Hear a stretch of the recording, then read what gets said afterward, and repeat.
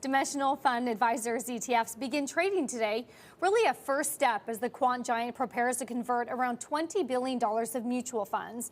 Joining us now, DFA co-CEO and CIO, Gerard O'Reilly. Great to have you. And I am really curious because some of these are still going to be actively managed. So is this a bet on the ETF structure over mutual funds, or is this a race for those fees that continue to get lower and lower? Thanks for having me on the show today. It's great to be on, to be able to talk to your audience, and thanks for the question.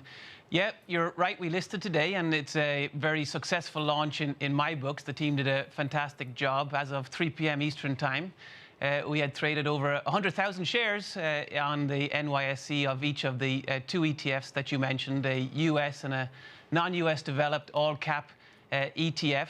You're right, they are actively managed, so actively managed transparent ETFs. These are among the first ETFs to be brought to the market using Rule 6C11, which, as you know, is the new ETF rule that came into effect last year, at the end of last year.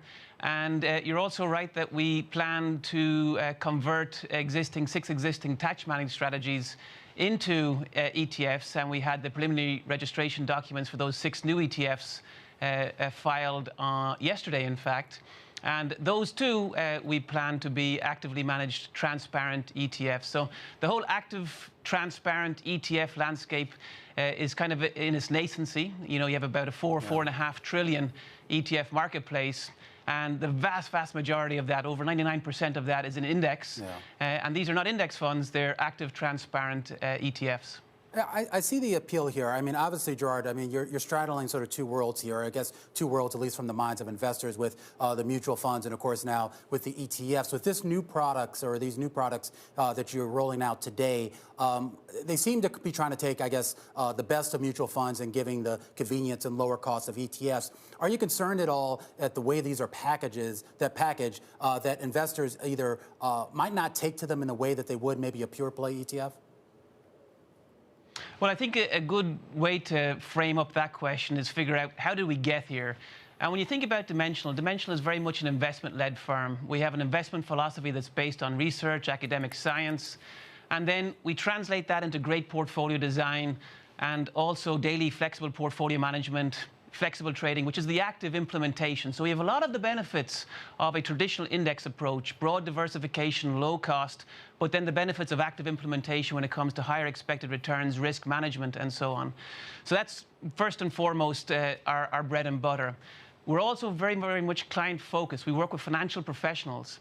And over the past couple of years, we've heard from the financial professionals that we work with that they're very interested in having this active, transparent approach or active implementation approach delivered in an ETF wrapper. And so the clients that we work with, at least, they like mutual funds, they like ETFs. They like our investment philosophy, and so what we want to be able to do is deliver that investment philosophy in a ETF wrapper. So we're very excited about being able to bring kind of this new, unique strategy to the ETF landscape. And I think that, you know, mutual funds and ETFs can survive quite healthily side by side, because you're right, some clients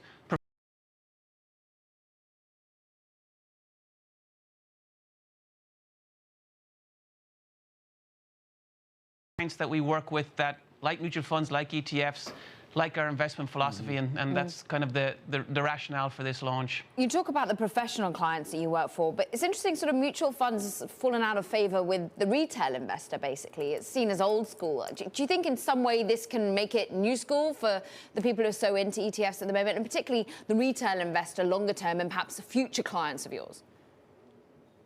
I think that's, you know, a great way to look at it. When you think about the professional clients that we work with, so financial advisors, large institutions, and so on, they serve the retail investor. So we do what we do well, which is knowledge of capital markets, managing strategies, managing mutual funds or ETFs. And they bring that kind of financial professional advice to the table. They know their clients well.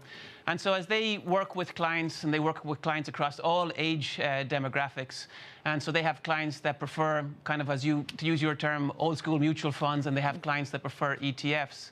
when you look at both, there's trade-offs for one versus the other, in how they trade and how people can interact in the marketplace, the different types of tools that platforms have available to allow clients to interact with ETFs or mutual funds. So as I mentioned, I think there's plenty of opportunity for both types of vehicle structures in the marketplace.